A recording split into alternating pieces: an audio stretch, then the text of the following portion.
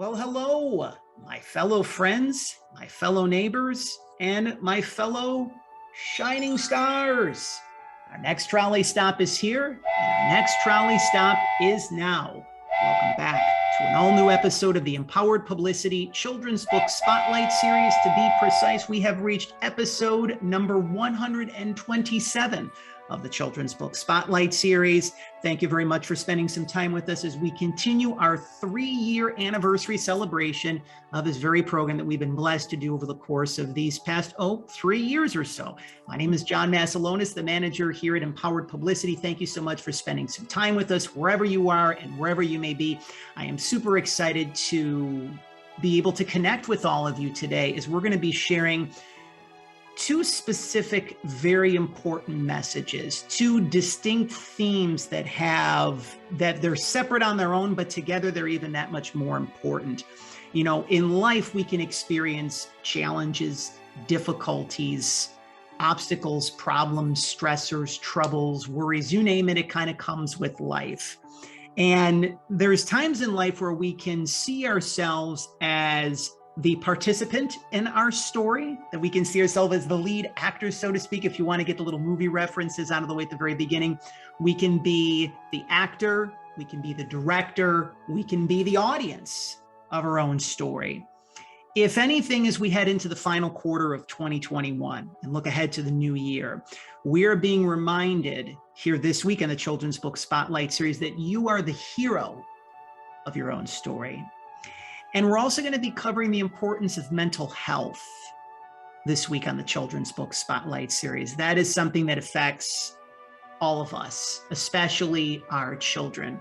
And leave it to a brand new children's book, leave it to an empowered soul who is joining us here this week on the program that really helps to bring everything into its proper context in full circle. So again, we are going to be sharing the importance of why mental health matters, the importance of taking care of your mental health, especially for our little ones during this back to school season.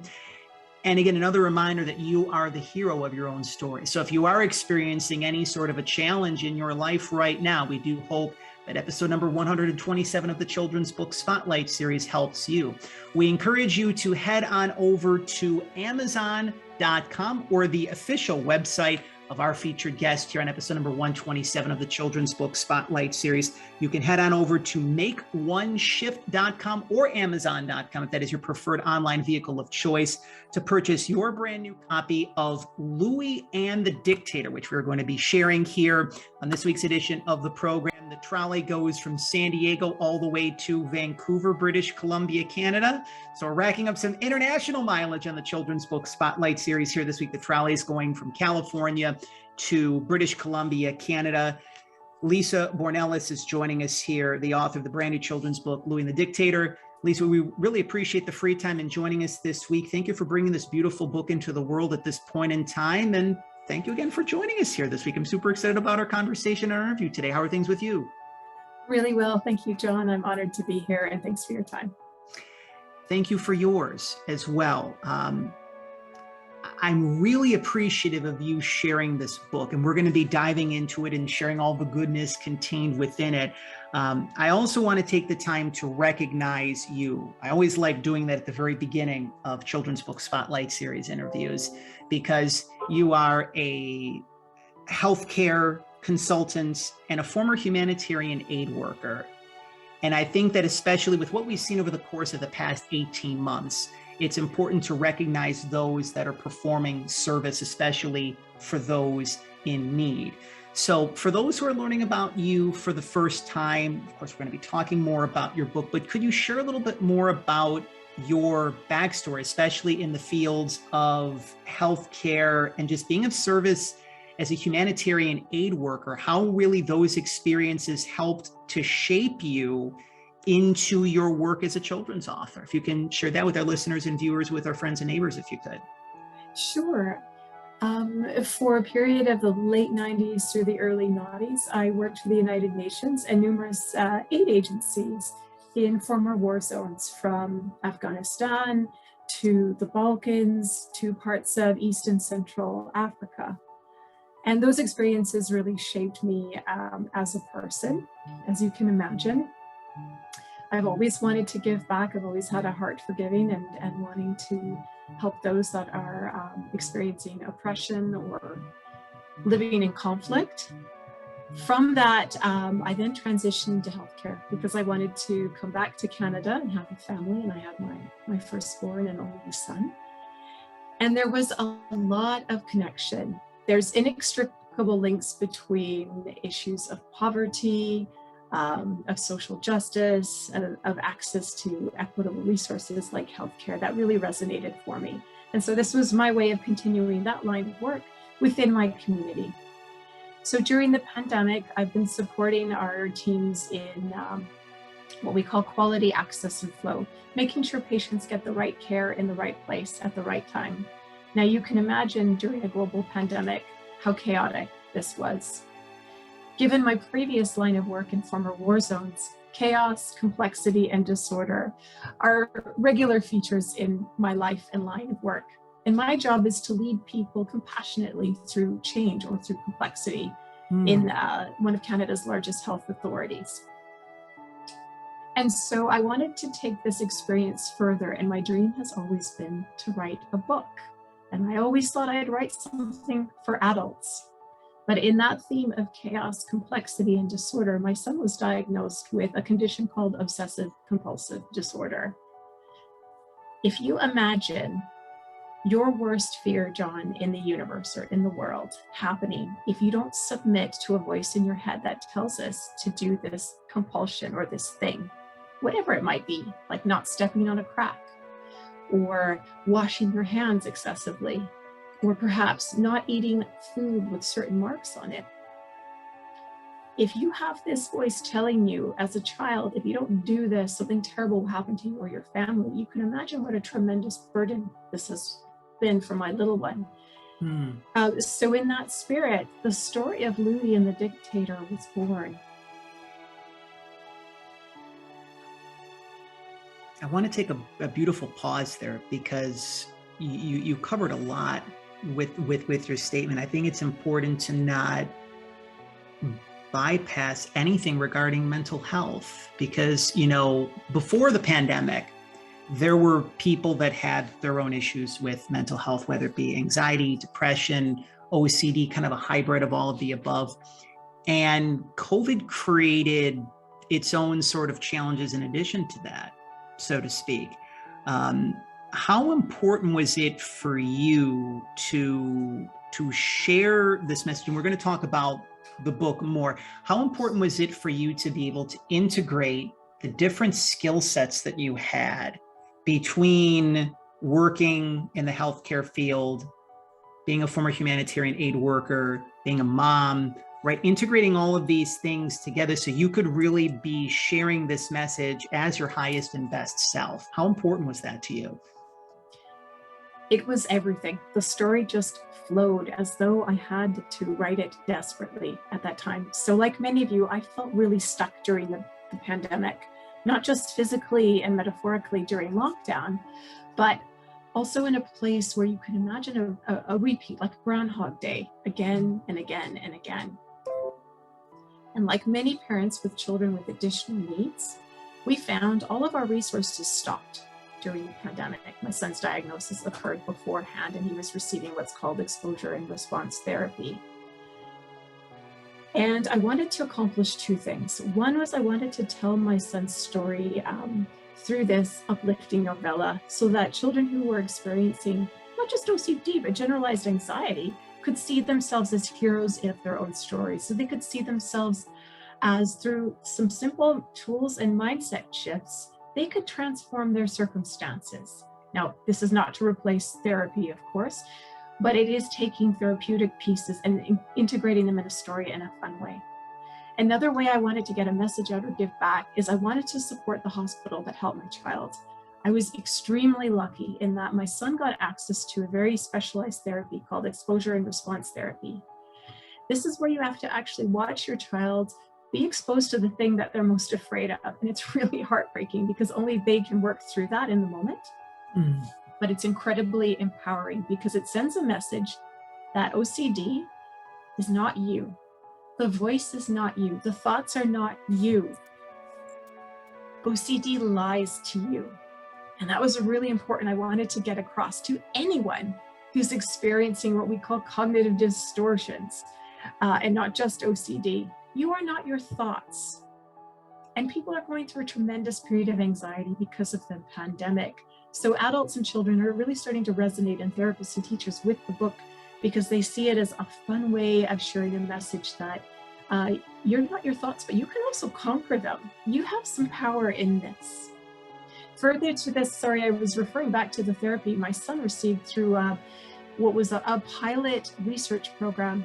And I committed, as a result of the book, to donating 10% of my royalties to the Pediatric OCD Children's Research Center at BC Children's Hospital, because I want another child to have access to this highly specialized and very expensive therapy. Not many therapists have what's called ERP therapeutic skills. And I'm finding that I have a lot of people reaching out to me now through initial launches of the book saying, where do I get this? How do I access this? Mental health is very clearly underfunded in Canada, probably in the United States. And the pandemic where I live has not taken as many lives, anywhere near as many lives as the opioid crisis has, which I believe many folks in the US are going through as well. So I wanted to just acknowledge that the pandemic has had a tremendous and lingering impact on all aspects of society, whether you had an underlying condition or not. Page 28 in Louie and the Dictator, one of my favorite passages, if I may share, is, I want you to know those thoughts are not you, no matter how bad or scary you think they are. You know, children's minds and hearts are like sponges, right? And they're nurturing and developing, and they're, you know, becoming the best versions of themselves as well too. You know, both for children as well as adults, if they hear, you know, what some people refer to as the voice in their head, or the thought bubble, it can be a little bit scary kind of thing. And it does take some time to be able to understand that, you know, we are the witness to all of that we are the observer of that, so to speak. And a lot of that, and if you can kind of expand upon this, you know, before we actually dive more so into the book, being with one's emotions is really a lifetime's worth of work to a certain extent. And a lot of that voice that we hear, and I share this from some of my own personal experience, it can be suppressed emotions, it can be trauma. And as we take the time to work through that, there's not as much of that cognitive disconnect. We're able to be with our emotions and not be afraid of doing so. How important do you feel that communication and connection, really talking about this right now, is imperative to enhancing and improving the quality of mental health for our children as well as for us as adults? Yeah. I've been diagnosed with an anxiety disorder, and it's very hard to share that because I'm a highly functioning individual and professional, and yet there's so much stigma around mental health. So part of my writing journey just before Louie and the Dictator was the creation of the blog Make One Shift, where I look at tools used in change management, such as the adaptive action cycle, to help one step at a time shift some of these cognitive distortions. So for example, many of you can relate to things like black or white thinking. If I don't do something perfectly the first time, it's all for naught, so why even bother? Or someone ignored me at work today, they must not like me, I'm a bad person. Or you should do X, Y, or Z. If not, you're this bad person, and the inevitable guilt that follows. I think anyone can relate to that. And that can be, as you said, John, a source of trauma, or the way you were brought up, or what have you. And so let's smash the stigma around mental health. I'm the face of mental health disorders. My son is. We're highly functioning. We participate in society. We make a contribution to the world. Let's get out into the open the fact that sometimes, for various reasons, through no fault of our own, we might be experiencing things, or we might be born with a glitch in our head, or we might not have enough serotonin. By opening up that dialogue, we can get rid of the stigma around some of these thoughts and explore what works for us and what resonates. So thank you for bringing that up. I like taking pauses to be able to integrate whatever it is that a guest is sharing, because this is something, it seems, it's interesting because in life, we always want to go into the next thing.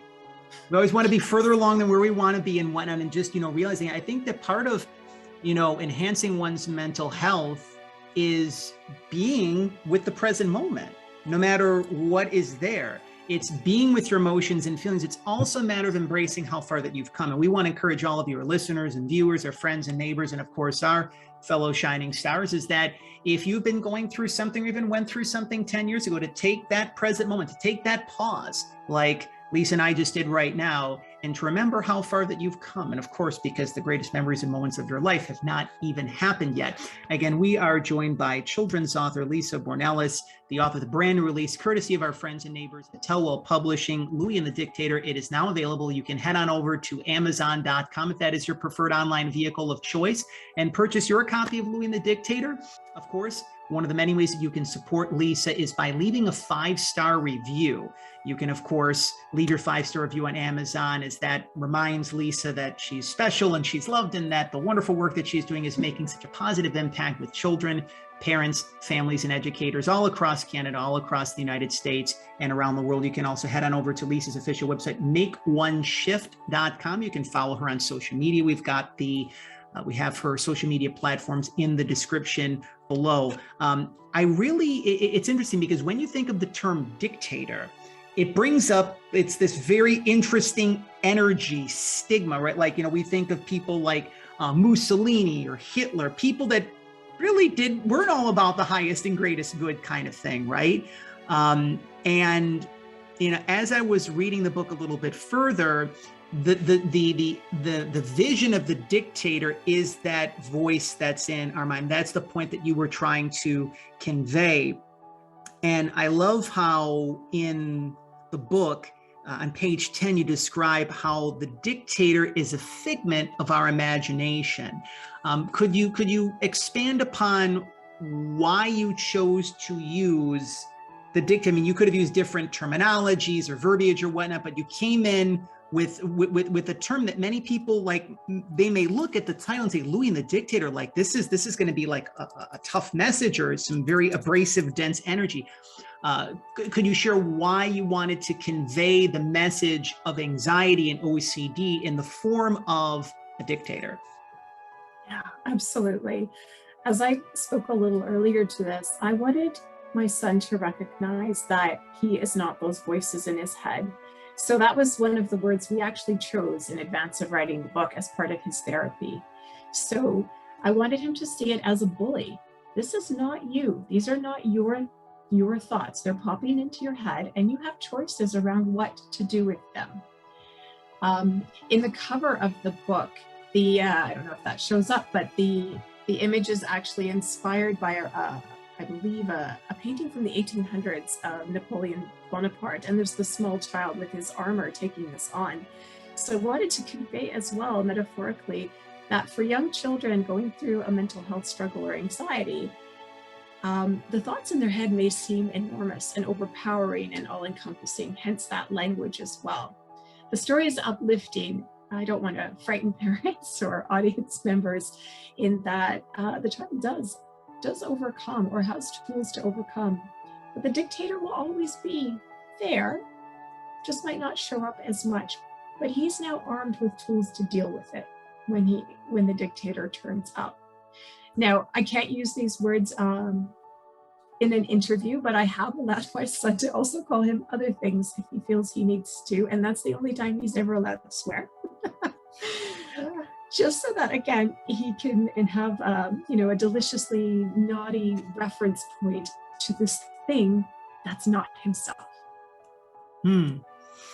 There's so many wonderful messages that are also shared in the book. I really love what you share on page 14. There were two ahas that came to myself: is finish what you started, and the importance of focusing. And, in life, if you have anxiety or if you have OCD, or just as part of the human experience, there's times where you can become disconnected. You can go out of alignment, whether it be emotionally or physically, and it's a challenge. Talk to us, if you could, a little bit more about how Louie is really inspiring not only children but also us as grown adults to finish what you start, and the importance of focusing and really acknowledging the fact as well that even if you're moving through something, that you have the tools, you have the skill sets, and if anything, you can learn more of those to get to where you want to be. Could you share with us a little bit more about those messages specifically, especially about finishing what you've started and the importance of focusing? Okay. In the context of the story, there's some references to martial arts that the main character is engaged in. And martial arts have actually been very useful in both of our journeys, in that there is an expectation that there's a time to stand still, there's a time to meditate and reflect, there's a time to focus on the movements that you're doing in order to be safe and to have an impact. And so, John, you talked about being present in the moment. And so that is a key underlying a message. The finishing what you started is also to convey this truth from my son, that despite having this condition, he actually achieved his Taekwondo black belt at the age of 9, not because we're tiger parents, but because he was able to work through and work with this condition, which we now call his superpower, to be able to acknowledge in the moment, I'm having this thought, but I'm stronger, and I'm going to stand in this position that my Taekwondo master is telling me to, because I know I'm stronger. So the themes of overpowering and finishing what you start definitely resonate, and I hope will inspire other children who may be going through all sorts of things.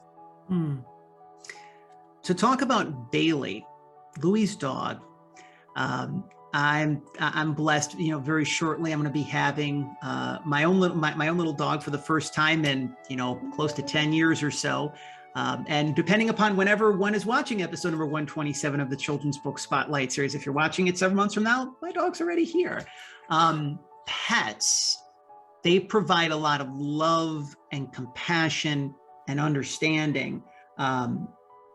For those who are thinking, who are navigating through their own emotional struggles, whether it be an anxiety disorder, OCD, or if it's they're experiencing a challenging moment or two, could you expand upon how pets, especially dogs, really help to bring the best out of us, and to really how they really help us not only heal but feel safer in the process? Absolutely. Bailey is based on our rescue dog, Frankie. And Frankie was rescued from a dump in Mexico as a puppy. This was 3 or 4 years prior to the pandemic. And he's been an absolute treasure. I've never had a rescue, and he's really helped my son. So many of you with pets can really understand during the pandemic how valuable they've been to our mental well-being. Our dog, Frankie, aka Bailey, exactly that. He's been a place of comfort for everyone in our family, just to hug, hold, and pat. And ironically, just before our first lockdown in Canada, I guess mid-March, he was going through his St. John's Ambulance pet therapy course because we wanted to visit care homes, my son and I with the dog, to provide comfort.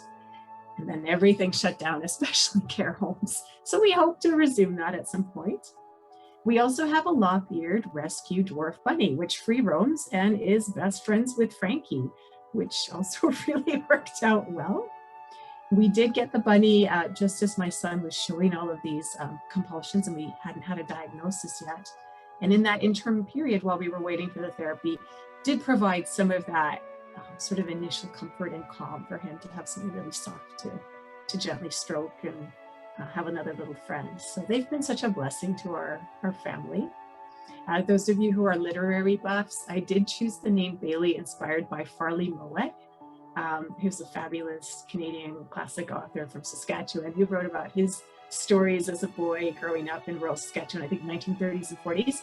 And his dog was Bailey, and that story just constantly made me laugh. So I borrowed the name from that. Also from It's a Wonderful Life, I loved Mr. Bailey. Yes, those it's so interesting when one takes the time to share like the origins of the name for one's dog, so to speak. And I think it's interesting, the mascot of the LA Kings hockey team is also named Bailey, if I'm not mistaken. So that's like, I'm really not a hockey fan at all as much when it used to be, but it's like that kind of came to mind as well. We're beginning to wind down our time with children's author Lisa Bournelis, the author of the brand new release, Louie and the Dictator. You can head on over to Lisa's official website, makeoneshift.com. You can purchase your copy of Louie and the Dictator there, or by heading on over to amazon.com. That is your preferred online vehicle of choosing. And one of the many ways that you can support Lisa is by leaving a 5-star review if you feel guided to do so. Again, that just reminds her that she's doing such a wonderful job for children, parents, families, and educators, especially when it comes to sharing about the message of mental health. I really love chapter 7 when it talks about the mind wizard. You know, we're obviously doing our part to share messages in a way that children can understand them, right? And so, you know, when Louie's going through his own challenges with his mental health, his parents come in and they do their part to let him know that he's not wrong, that he didn't, you know, do anything to deserve this. They're really encouraging him to know the fact that you're going to get through this, right? And that there's these magical, you know, gifts that you're going to be given to kind of make it like a little bit more fun and exciting, instead of like, hey, we're going to take you to a therapist, or hey, you know, you're going to be lying down on, to kind of make things a little bit more fun and engaging. Again, the topic of mental health, it's a very serious one. Using the description of the Dictator, again, has a little bit of that, you know, complex, dense energy. Take us through the perspective of this, creating this chapter, especially to bring more fun and liveliness and magic, where it's like mental health is something that doesn't have to be feared for ourselves, for our little ones, that it's something that can be embrace, that we don't necessarily have to be, you know, look at it as just this downtrodden negative thing, that it's something that we know that we can, that it can be a superpower. Could you talk to us a little bit more about that, especially through putting together chapter 7? Sure. So the metaphor or the reference to the wizard is in the main character loves the stories of King Arthur, and so his parents want to draw in elements of what they know their son loves to make what might seem a fearful situation less frightening. One of my hopes through this book is that, again, we dispel the stigma and fear around mental health. And like you would do if you cut your finger and needed to go to the doctor for stitches, sometimes we have a glitch in our mind, or we're missing a chemical or something important to our brain function. And through talking therapy, or sometimes even through medication or whatever is needed, that's okay. There are tools out there for children and for adults to get support that they need. And so the book hopefully helps to bring down barriers and fear around accessing mental health supports and talk therapy. And that's why the mind wizard and the mind wizard, the therapist, also talks about, I'm going to give you your weapons, your superpowers to actually beat this. And the boy really resonates with that language because he loves pretending to be a knight and fighting. And so the therapist used what resonated for the child, and the parents went with that to support that journey. And I'm sure, like many audience members, they'll have their own language and their own way of communicating gently things that maybe a child might not understand and might feel very scary. I love when you share on page 33, and you alluded to this beforehand, I'm going to teach you some exercises to give you your new power, greater power, in essence, your superpower. I've been a strong proponent of cognitive therapy. No, I'm obviously not in the medical field in my work as a publicist, for just sharing, you know, my own journey, and, you know, moving through my own emotional challenges and traumas that I had previously. I know that cognitive therapy played a huge role in my own healing. You know, I'm not necessarily, I understand how the different, you know, medications for anxiety and depression, OCD, how they help. I just envision a world, Lisa, where children are able to talk about their emotions and feelings and their fears and their insecurities and their anxieties without judgment. I feel that cognitive therapy can provide greater access to children to connect to their superpowers in a world where those sorts of, again, I know that they serve their purpose. Sometimes those sorts of things are needed. I'm not doing it to be, judgmental of that in any way, shape, or form. I just really like how your book conveys about how you can talk it out, how there's people in our lives, parents, trusted adults, guides, angels on our path, whatever terminology that you wish to use, that are always there for us, right? Because life isn't always rainbows and gumdrops. If that'd be the case, it would be wonderful if that were the case every single day. Being the hero of your own story, there's again, times in life where we can be stuck in the emotional minutia of things and wonder, man, how am I going to move through this? How am I going to get beyond this? We may even, question, some people may get to the point that they may say, is life worth living? They may want to check out and say, I'll come back and do this next lifetime, kind of thing. That's a very powerful theme of your book, being the hero of your own story. What is the message that you want to have that, how do you want to have that be conveyed? If there's someone that's picking up your book for the first time or learning about your work, or simply wants to be able to incorporate that message in their own life or the life of their child, what does being the hero in your own journey mean to you? And then as a follow-up to that, how can we do our part to see ourselves more as being the hero in our own journey? Okay, I'll do my best with this one, a multi-part question. I wanted to first acknowledge, thank you for bringing up cognitive behavioral therapy. So this links into how to be your own hero. CBT therapy, really at the crux of it, imagine a triangle. Your thoughts affect your feelings, which affect your behaviors. Our brains are incredibly neuroplastic, and the science is telling us that we can actually change through our thought processes, through our patterns of thinking, the way our brain works. And that is an extraordinarily hopeful thing. And that is a way you can draw power and be the hero of your own story. So if you're getting voices or trauma in your head that doesn't serve you, I've published a number of articles on my website around how to shift some of these cognitive distortions. And that's an example at a scientific neuroscience level of shifting the thought patterns which impact your feelings and your behavior and how you show up in a way that is real and can create new neural pathways and healing. Now, scientists are still doing work on this. I am not an expert or a neuroscientist, but I've seen in my own life that even my own voice, my own critical voice, is starting to get quieter. So to be a hero in my own story, when I have to show up as a leader and my voice is telling me, you have imposter syndrome, I have to check that thought and check in with it. Is this rational? Is this real? What would my friends say to me?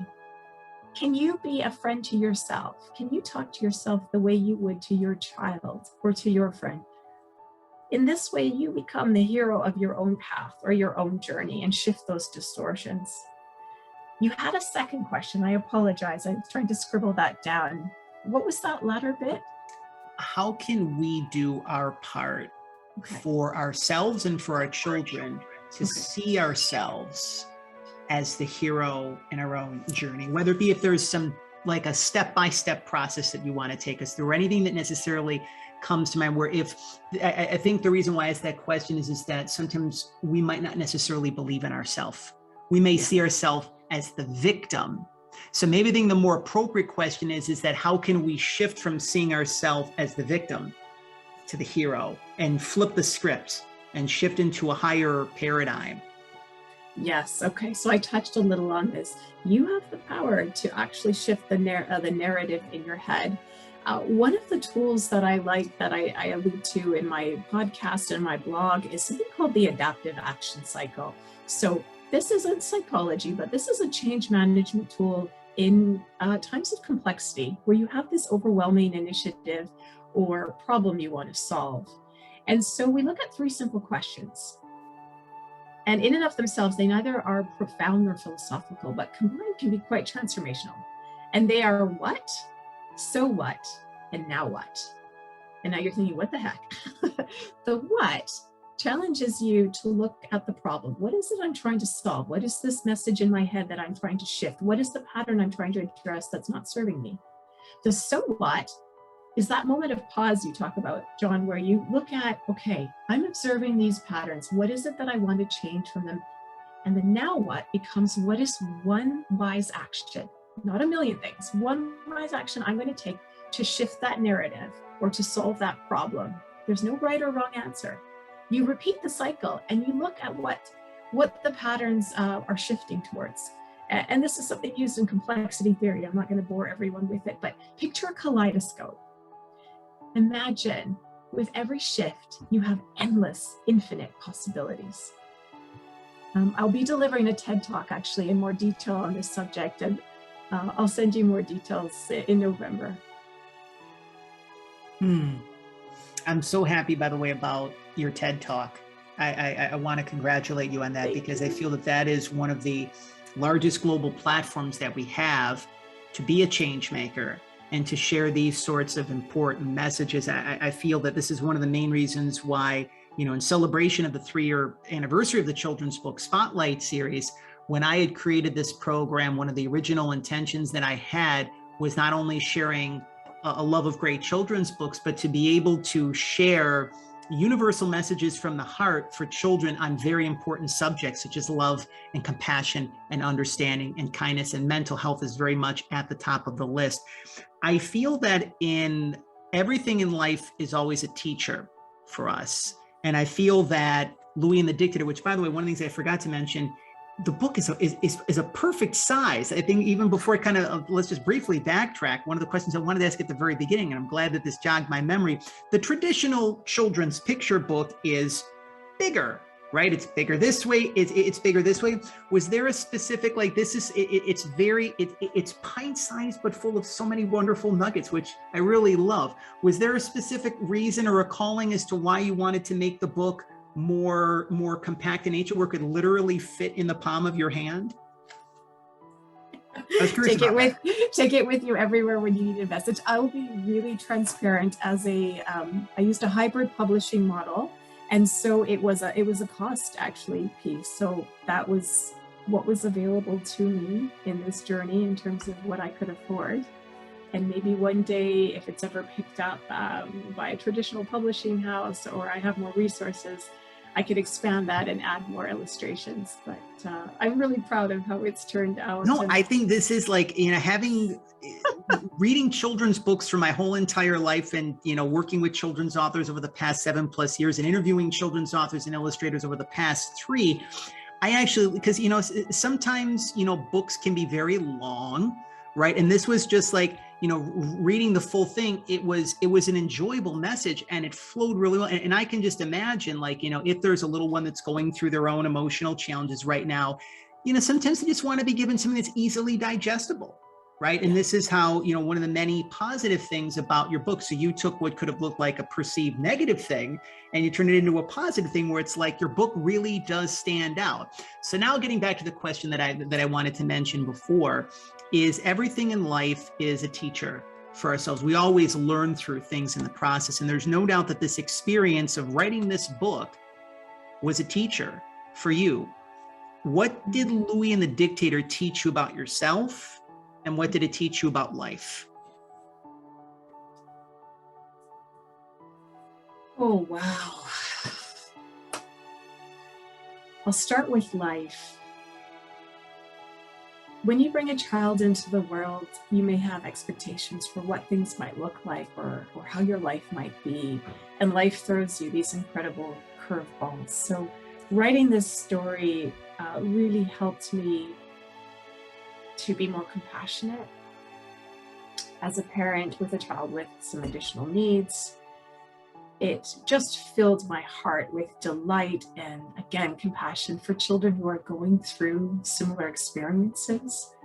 for children who might be misunderstood because they're neurodiverse, their brains are wired differently. It's taught me so much about the world of publishing and the world of healthcare and the world of navigating mental health, which has been an incredible challenge. Fundraising for a hospital, which is a whole other experience as well. So there's been many teachable moments within that. It's taught me a great deal of humility, being a first-time author without the big five publishing houses and their promotion machines behind me. I've had to learn a lot about marketing. It's taken me out of my comfort zone, to be sure. So it's been an extraordinary experience and journey. And it all started with a hastily scribbled note on a Post-it when I was feeling stuck.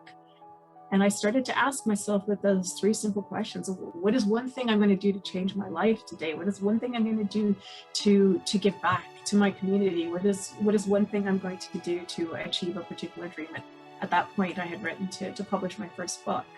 And every day I set an intention and did one thing more to do that. So my message to everyone listening is, if you have a dream or a passion, it doesn't matter that we're locked down or the circumstances aren't ideal. My biggest learning is just go for it. We're all given gifts and talents. If you can relate perhaps to the parable of the talents, we're called to use our gifts. And I want to encourage everyone who's listening to take that to heart and go for it. Before we conclude our time, Lisa, I feel that, many people look at COVID as a bad thing. The pandemic is the bad thing. And I try not to use the terms good and bad at all, right? Because that's a whole nother narrative in itself. Many people lost their lives, people lost their jobs, their finances. There were silver linings through COVID. And I really think that one of the top things, well, two of the top things is that children have been able to read more, but the importance of doing what you know is best for you. And that begins with self-love, with self-care, and thus your mental health. We always like to provide some words of comfort, encouragement, and support for those who got the message from COVID and the pandemic, and they're wanting to make strides, not even just steps, but strides in enhancing their overall mental health, or that of their child, and or the mental health of their child. What would you like to share? What comes to mind in terms of words of comfort, encouragement, and support as we're starting to create this post-pandemic world? We're all in this together. We've all been in the same storm, but in different boats. So as you've alluded to, some people have cruised by, others have hung on to a life raft for dear life. And in that spirit, we can all be heroes of our own stories, because we have the power to shift our mindsets, to view things differently. I love your approach of the silver linings. To take one positive step in a direction that you'd like to change, to shift something that you're not happy with. We can do that. So long as we draw breath, we can make a difference. And we can also seek resources without shame and without worry for what we need to support us in this journey. It's beautifully shared. And it's a matter of really doing our part to, it's coming back to me again, the importance of acknowledging the fact that we're making more progress than we realize. One of the things that I really love about communicating with other people is that sometimes when you talk to someone and they'll say, hey, John, you're further along than you realize, right? And there's the part of you that doesn't necessarily see that, right? So, having that support system, I wanted to mention that as well, too, the importance of having a great support system. You're surrounded by tremendous support in terms of getting this message out there. And I really believe that this is why the universe is bringing in this TED Talk, and you having your podcast that you're able to share, and your blog. You have so much support, and I give you a lot of encouragement on mine of things and support, Lisa, because again, sharing this message, you could talk about unconditional love and all these wonderful messages, but you're tackling mental health, and that's something that a lot of people could stray away from or be like, yeah, well, the next person will do it. And you're embracing it. and you're utilizing your platform for the highest good. Which leads me into, one of the perfect ways that I should say there's two specific ways that we actually close out our children's book spotlight series episodes. Mr. Rogers, many people remember him, of course, as the beloved host of the long-running children's television program, Mr. Rogers' Neighborhood. He encouraged all of us. He did this through his time on The Neighborhood when he did various college commencement speeches and various talks. Many people remember his legendary acceptance speech of his Lifetime Achievement Award at the Daytime Emmys.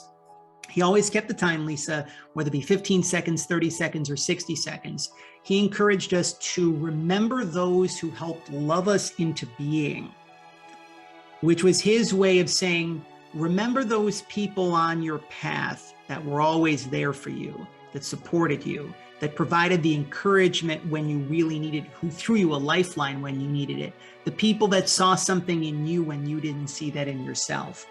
So there's, I'm sure, countless souls that you can mention in our time today. Who would you like to publicly recognize in episode number 127 of the Children's Book Spotlight series? Who helped love you, Lisa Bournelis, into being? I'd just love to give kudos to my little sister, who's a teacher, and who also recognized the signs and symptoms of OCD in my son and pointed them out because she hadn't shared that that was what she was going through. My sister was my first beta reader. She has been a cheerleader, an advocate, a supporter throughout this.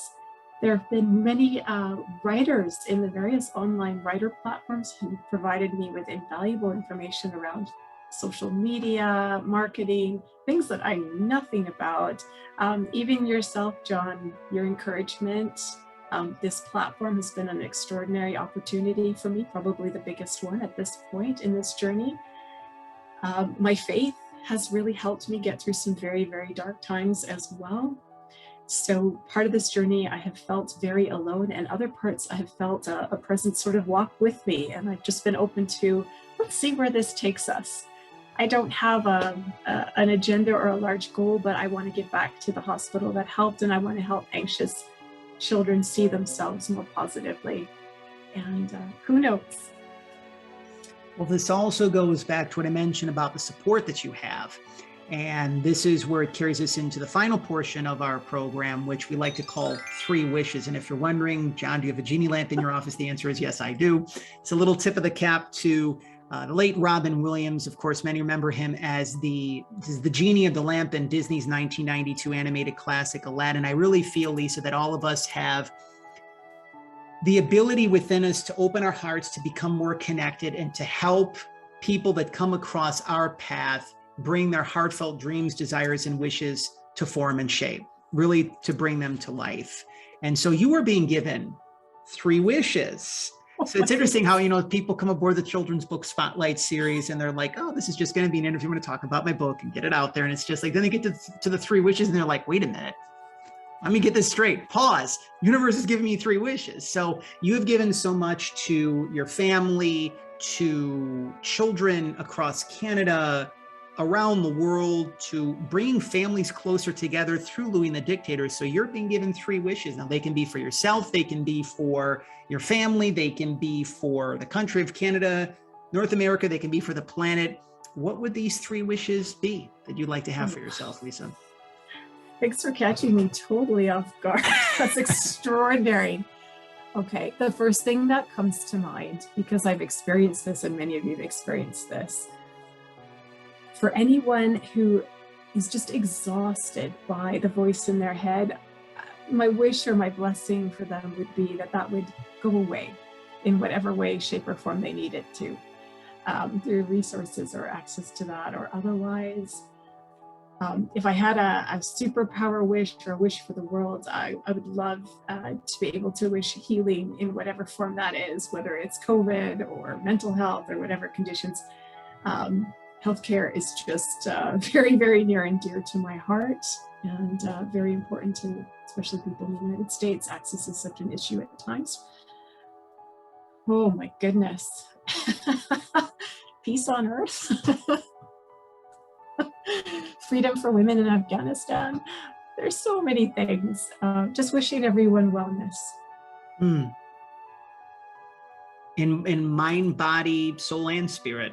Yeah. I think that, whatever it is they need, whatever that wellness looks like. Yeah. And I think this is why I'm really glad that we took the time to place the spotlight and the focus on mental health, because again, it's something that, a lot of us just take for granted. It's like, we've got our brains and our minds and our bodies and all that. And it's just a matter of the importance of really taking care of yourself. Again, we encourage you, our listeners and viewers, our friends and neighbors, and of course, our fellow shining stars, to purchase your copy of Louie and the Dictator. You can head on over to Lisa's official website at makeoneshift.com. If Amazon is your preferred online vehicle of choice, you can head on over to Amazon and leave your 5-star review after purchasing and reading Louie and the Dictator. Again, leaving 5-star reviews for Louie and the Dictator is one of the many ways that you can support Lisa, to let her know that she's doing an incredible job for children, parents, families, and educators all across Canada, all across the United States, and around the world. And a portion of the proceeds of the sale of Louie and the Dictator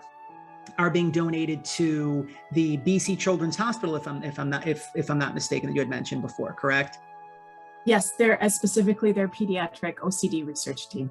That's wonderful. So just know the fact that when you're purchasing your copy of Louie and the Dictator, that you really are making a difference, that you are helping children in British Columbia, Canada, to be able to step into greater mental health in the process. Raise your hand if you have had fun on episode number 127 of the Children's Book Spotlight series. We're raising, got 4 hands on screen. We see a bunch of hands from the little ones on screen as well too.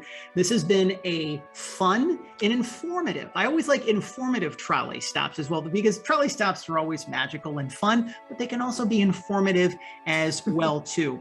If this message has inspired you, if it's brought hope and joy and healing into your life, if anything, if you say, John, I'm experiencing OCD and anxiety disorder, or just experiencing the rainbow of emotions as a human being, and if this message you feel can help someone in need, we encourage you, if you already haven't had the chance to do so, to subscribe to Empowered Publicity's official YouTube channel and to be able to share this very special trolley stop. That was episode number 127 of the Children's Book Spotlight series, with and on your favorite social media platforms of your choosing. There are many more magical trolley stops to come into the continued celebration of the 3-year anniversary of the Children's Book Spotlight series and beyond, as we get ready to step into the forthcoming holiday season. Where has this year gone? If you are a children's author and you would like to share your inspiring story and the release of your brand new children's book on a future edition of the Children's Book Spotlight series, if you would like to become a proud member of the Empowered Publicity family, you can head on over to our official website at empoweredpublicity.com. You can also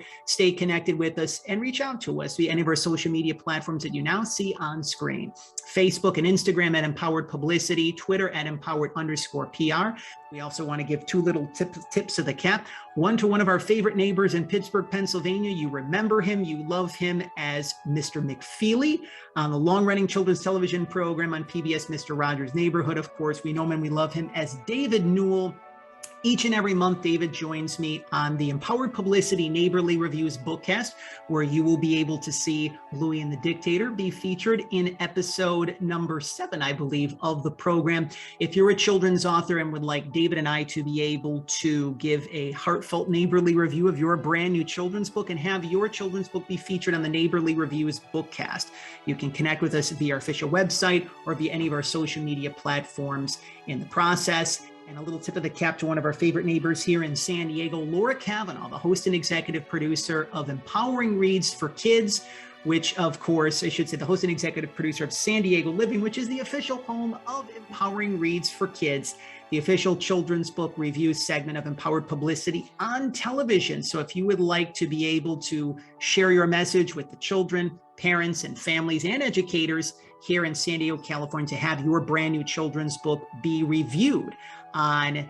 Empowering Reads for Kids on CBS 8, the CW San Diego, this fall leading into the holiday season and beyond, you can connect with us via our official website and social media platforms. And if you're interested in learning more about Empowered Publicity, how we can be of service to you during the holiday season and beyond, to be able to facilitate a featured television interview in a city of your choosing, a book media tour in a city of your choosing, or more information about our media coaching and mentoring program, you can schedule your courtesy discovery call by heading on over to empoweredpublicity.com. And again, let us see how we can be of service to you as we're celebrating now the 8th year of service, the 8th year of PR from the heart. One final time, again, Louie and the Dictator, it is now available. You can head on over to Lisa's official website, makeoneshift.com. While on there, you can enjoy any of Lisa's amazing blogs. You can listen to her wonderful, thoughtful, and informative podcasts as well. If you can head on over as well to Amazon.com, if that is your preferred online vehicle of your choosing, you can purchase your copy of Louie and the Dictator there and leave a 5-star review, as again, that is one of the many ways that you can let Lisa know that she's doing such incredible work that's much needed for children, parents, families, educators all across North America and all around the world. We want to thank all of you. We want to thank all of you for your time in continuing to support the Children's Book Spotlight series over the course of these past 3 years. We want to thank you for what it is that you're continuing to do in supporting children's authors and children's illustrators. We want to thank you for what it is that you're doing to support local libraries and children's bookstores all across the country and all around the world. But before we officially put the finishing touch, the period at the end of the sentence, we want to give a little tip of the cap once again to one of our favorite neighbors, Mr. Rogers. Somehow, for his entire natural adult life, he weighed 143 pounds. But in some way as well, he always liked to share 143 on episodes of The Neighborhood. That was his way of saying, I love you. 1 letter in I, 4 letters in love, 3 letters in you. And since Lisa was kind enough to join us as our featured guest on episode number 127 of the Children's Book Spotlight series, we want to remind all of you, just in our own way as Mr. Rogers did, that you are loved, that you are healthy, you are whole, you are complete, that you are special, just the way that you are, that we like you just the way that you are. There's 2 letters in love, or it should say 2 letters in we, 4 letters in love, 3 letters in you. So we like to say 243. And that is our way here at Empowered Publicity and the Children's Book Spotlight series of saying that we love you. And again, above all else, we want to thank you for helping us to walk home the children of the world. So for Lisa Bournelis, for myself, John Masiulionis, thank you very much for joining us this week on the Children's Book Spotlight series. As we hear the trolley, we know that that means that it is time to go.